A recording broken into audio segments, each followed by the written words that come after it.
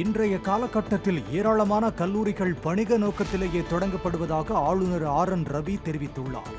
மதுரை தெப்பக்குளம் பகுதியில் உள்ள தியாகராசர் கல்லூரியில் நடைபெற்ற நிகழ்ச்சியில் பேசிய அவர், ஒரு பேராசிரியர் 30 கல்லூரிகளில் பணியாற்றும் நிலை உள்ளதாகவும் இது எப்படி சாத்தியம் என்றும் கேள்வி எழுப்பினார். இப்படியிருந்தால் மாணவர்களின் எதிர்காலம் கேள்விக்குறியாகும் என்றும் ஆளுநர் கூறினார். மீனாட்சியம்மன் கோவில், ஸ்ரீரங்கம் கோவில் போன்றவற்றின் முக்கியத்துவத்தை நம் தலைமுறைக்கு சொல்லித்தரவில்லை என்றும் ஆளுநர் தெரிவித்தார்.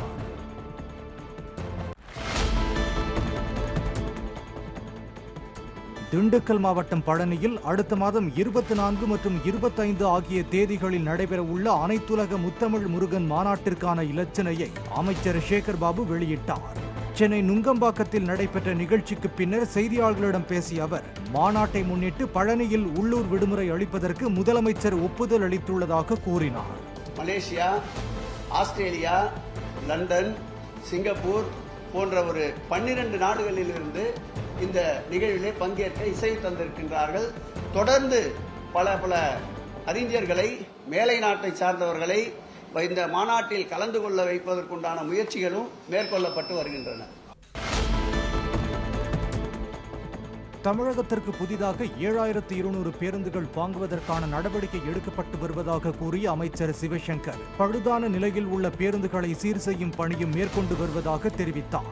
சென்னை 800 திருவொற்றியூர் பேருந்து பணிமனைகளை ஆய்வு செய்த பின் செய்தியாளரை சந்தித்த அவர், 800இல் புதிய பேருந்து நிலையம் கட்டி முடித்து கூடுதல் பேருந்து வசதிகளுடன் மக்கள் பயன்பாட்டிற்கு கொண்டு வர உள்ளதாகவும் கூறினார்.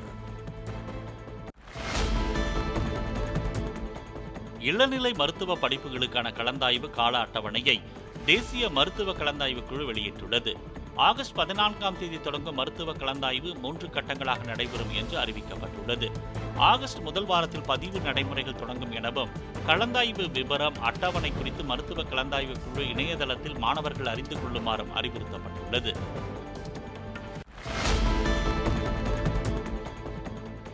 கோவை கணபதியில் ஆட்டோ டிரைவரிடம் கத்தியை காட்டி மிரட்டி பணம், செல்போன் கொள்ளையடித்து தப்பிச் சென்ற பிரபல ரவுடி சுஜி மோகன் என்பவரை போலீசார் ஜீப்பில் விரட்டிய போது அவர் கணபதியில் உள்ள டெக்ஸ்டூல் மேம்பாலத்தில் இருந்து குதித்ததில் 2 கால்களிலும் எலும்பு முறிவு ஏற்பட்டது.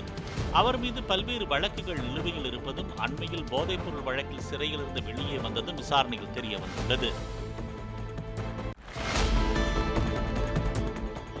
சிவகங்கையில் ராமச்சந்திரா பூங்கா அருகில் செயல்பட்டு வரும் தனியார் உணவகத்தில் உணவு பாதுகாப்புத்துறை அதிகாரிகள் சோதனையில் ஈடுபட்டனர். சரியாக வேக வைக்காத இறைச்சி மற்றும் ரசாயன நிறமேற்றப்பட்ட இறைச்சிகளை பறிமுதல் செய்து குப்பையில் கொட்டி அழித்தனர்.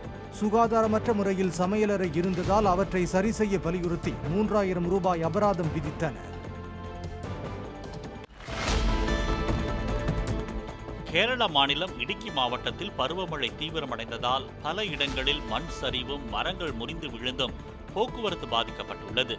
கொச்சி மற்றும் தனுஷ்கோடி இடையேயான தேசிய நெடுஞ்சாலையில் லாக்கோடு கேப் சாலை பகுதியில் மண் சரிவு ஏற்பட்டதால் தமிழகத்திற்கு செல்லும் வழி அடைக்கப்பட்டுள்ளது. மூணாறு பகுதிகளில் கனமழை பெய்து வருவதால் பல இடங்களில் வெள்ளப்பெருக்கு ஏற்பட்டுள்ளது. இடுக்கி மாவட்டத்தில் இரவு நேர பயணங்களை தவிர்க்குமாறு மாவட்ட ஆட்சியர் அறிவுறுத்தியுள்ளார். இடுக்கியில் கல்வி நிறுவனங்கள் அனைத்திற்கும் இன்று விடுமுறை அளிக்கப்பட்டுள்ளது. வேளாண்மை சார்ந்த தொழில்நுட்பம் மற்றும் இதர தகவல்களை விவசாயிகளுக்கு விரைந்து எடுத்து செல்லும் செயற்கை நுண்ணறிவு காரணியான SAT-GPT தகவல் தொழில்நுட்பத்தை தமிழகத்தில் பயன்படுத்துவது பற்றி சிங்கப்பூர் பயணத்தின் போது அமைச்சர் MRK பன்னீர்செல்வம் ஆலோசனை நடத்தினார். சிங்கப்பூர் தேசிய பல்கலைக்கழகத்தின் கீழ் உள்ள தொழில் முனைவோர் மைய வளாகத்தில் அமைந்துள்ள செயற்கை நுண்ணறிவு மையத்தினை பார்வையிட்ட அவர் அதில் பணியாற்றும் டாக்டர் டேரியஸ் மற்றும் டாக்டர் வில்லியமுடன் ஆலோசனை நடத்தினார். தென்காசி மாவட்ட மேற்கு தொடர்ச்சி மலைப்பகுதிகளில் 28ஆம் தேதி முதல் கனமழை பெய்து வருகிறது. கனமழையின் காரணமாக குற்றால அருவிகளில் தொடர்ந்து சுற்றுலா பயணிகள் குளிக்க தடை நீடித்து வருகிறது. போலீசார் 2வது பாலம் பகுதியில் பாதுகாப்பு பணியில் ஈடுபட்டு வருகின்றனர். மேலும் குற்றால பேரருவி பகுதியில் சுற்றுலா பயணிகள் யாரும் அனுமதிக்கப்படவில்லை. 2வது பாலம் பகுதிகளிலும் சுற்றுலா பயணிகள் வருவதற்கு தடை விதிக்கப்பட்டுள்ளது. அங்கு தடுப்பு வேலிகள் 2 புறமும் வைத்து அடைக்கப்பட்டு பலத்த போலீஸ் பாதுகாப்பு ஏற்பாடுகள் செய்யப்பட்டுள்ளன.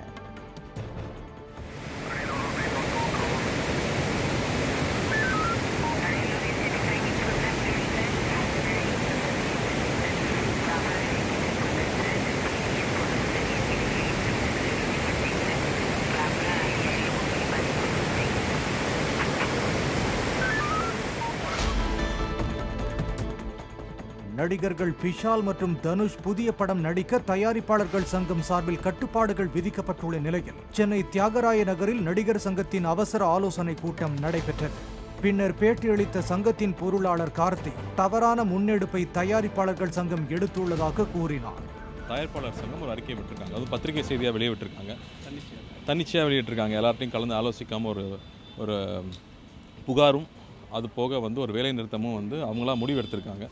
அது சம்மந்தமாக இப்போ தலைவர்கிட்டையும் செயலாளர்கிட்டையும் ஒரு வீடியோ கான்ஃபரன்ஸில் பேசி முடிச்சுட்டு அதுக்கப்புறமா நாங்கள் ஒரு அறிக்கை வெளியிட்டிருக்கோம். ஸ்டாப் பண்ண போகிறாங்க ஷூட்டிங் அப்படின்னு சொல்கிற விஷயம் எத்தனையோ தொழிலாளர்களுடைய வாழ்க்கையை சம்மந்தப்பட்ட ஒரு விஷயம். அதை எப்படி அவங்களே முடிவெடுக்க முடியும் அப்படிங்கிறதும் இங்கே சந்தேகக்கூடிய விஷயமா இருக்குது. எங்கேயுமே அது லீகலே கிடையாது. ஃபர்ஸ்ட் ஆஃப் ஆல் லீகலே கிடையாது. அதுதாங்க, யார்கிட்டையும் கலந்து ஆலோசிக்காமல் வேலை நிறுத்தம் அப்படிங்கிற முடிவு எடுக்கக்கூடாது அப்படிங்கிறது தான். இதில் பெப்சிக்கு தெரியுமா இந்த விஷயம்?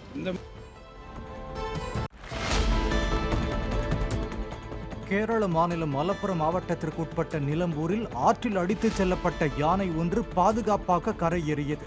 நிலம்பூர் வனப்பகுதியில் உள்ள ஆற்றில் யானை சிக்கி தவித்ததை கண்ட அப்பகுதி மக்கள் கூச்சலிட்டனர். நீண்ட போராட்டத்திற்கு பிறகு அந்த யானை ஆற்றை கடந்து உயிர் தப்பி கரைக்கு வந்தது.